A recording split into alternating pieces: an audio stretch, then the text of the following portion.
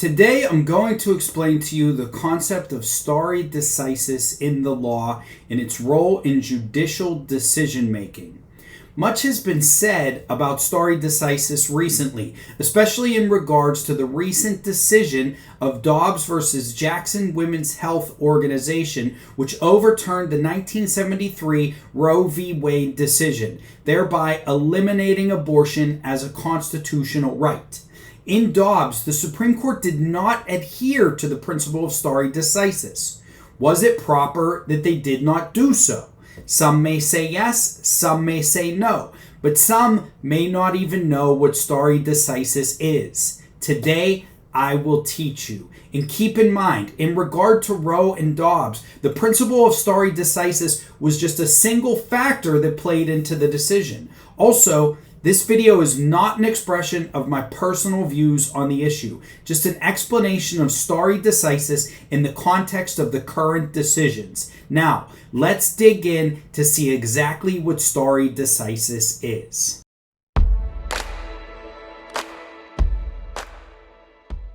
According to the Legal Information Institute at Cornell University, stare decisis is the doctrine that courts will adhere to precedent in making their decisions. Stare decisis means to stand by things decided in Latin, and precedent is defined as an earlier event or action that is regarded as an example or guide to be considered in subsequent similar circumstances. Did you all know that Latin makes words more powerful? Well, now you do. The fancier the Latin, the more powerful the words. That's at least one thing that I learned in law school. When I first heard stare decisis, I thought it referred to maybe one of the lesser known constellations in the night sky. But I digress. Back to the lesson. When a court faces a legal argument, if a previous court has ruled on the same or a closely related issue, then the court will usually make their decision in alignment with the previous court's decision. If the previous court is a higher court, then the lower court has no choice except to follow the prior court's decision.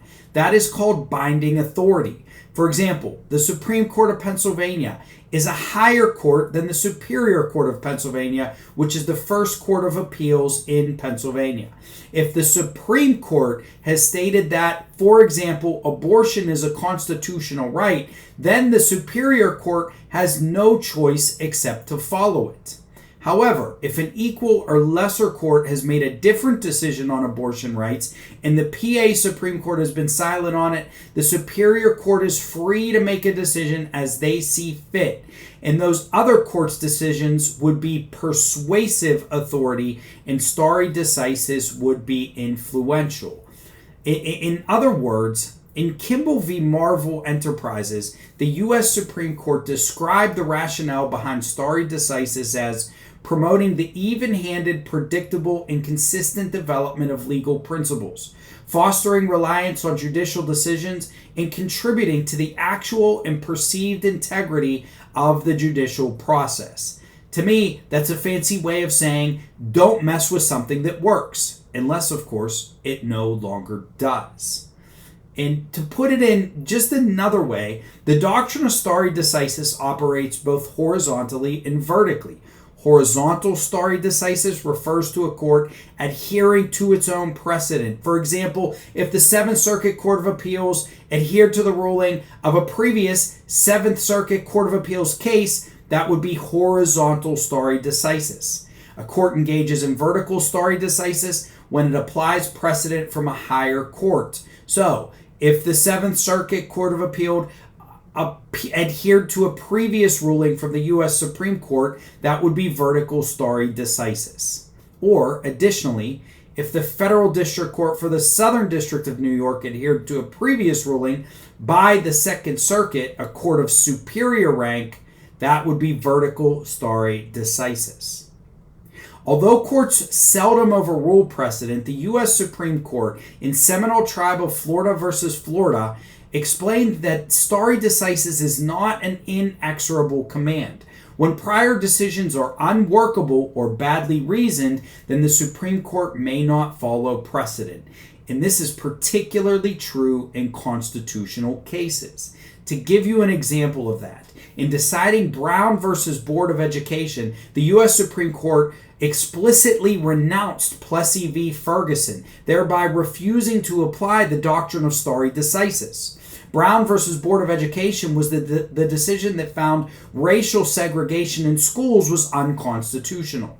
Stare decisis would have told the court to uphold that decision, but the court used superior logic as a reason to ignore stare decisis in this particular case and to strike down the legal segregation of schools. Well done, Supreme Court, well done. Stare decisis truly comes into play when we are dealing with the highest court of the land, which in the United States is the Supreme Court of the United States. When the Supreme Court makes prior decisions, those prior decisions are never binding authority because there is no higher court than the Supreme Court. Therefore, all prior decisions are essentially persuasive authority. This is where the principle of stare decisis truly plays a powerful role. Stare decisis says that if the same court has cemented and made the same decision on an issue over and over and over again for a long time, there must be some stored wisdom in those decisions, and that principle of stare decisis can be relied on for future decisions. And the Supreme Court of the USA has the final call on all decisions in the USA. Therefore, stare decisis plays a larger role in Supreme Court cases, and especially in constitutional cases, than it will in lower appeals courts. To the Supreme Court, more than any other court, stare decisis is not immovable.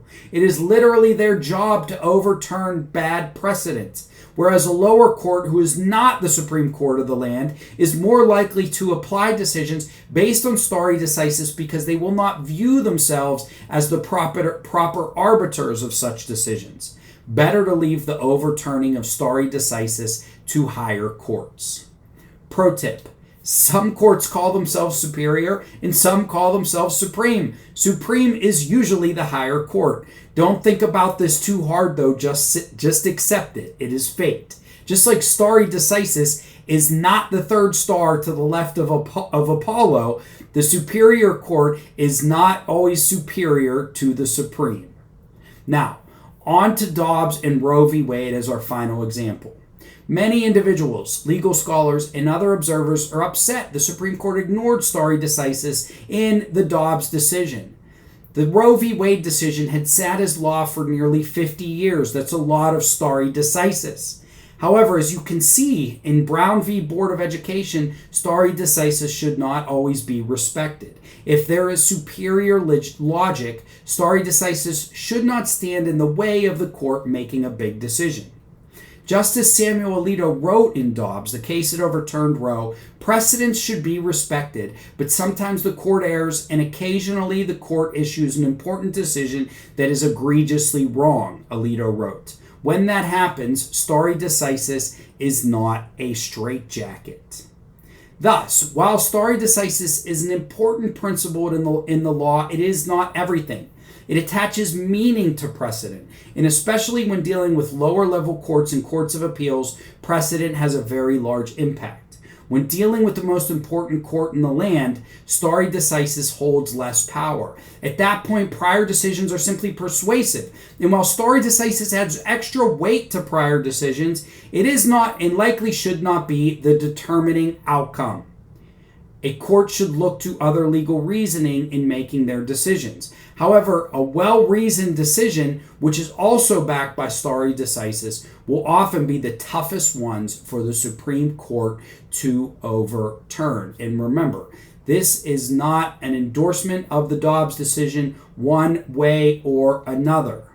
Roe v. Wade and the Dobbs case, those cases, they sparked this video and provide an opportunity for me to explain stare decisis. It was actually other factors, such as the current Supreme Court's opinion of the legal doctrine of substantive due process and privacy rights under the Constitution, that determined the outcome in Dobbs. However, that is for another video, but that is where the current court thought that they had superior legal reasoning, and I'm not saying that I agree with that necessarily. So I hope you learned something today. Thank you for watching this video. I want you to have a greater understanding of stare decisis and how courts make decisions. If you at least learned that stare decisis is not a constellation in the night sky, like Joe the lawyer used to think, my work here is done. Thank you very much for tuning in. If you like my content and Joe the lawyer, please like, subscribe, comment, and share. Thank you very much.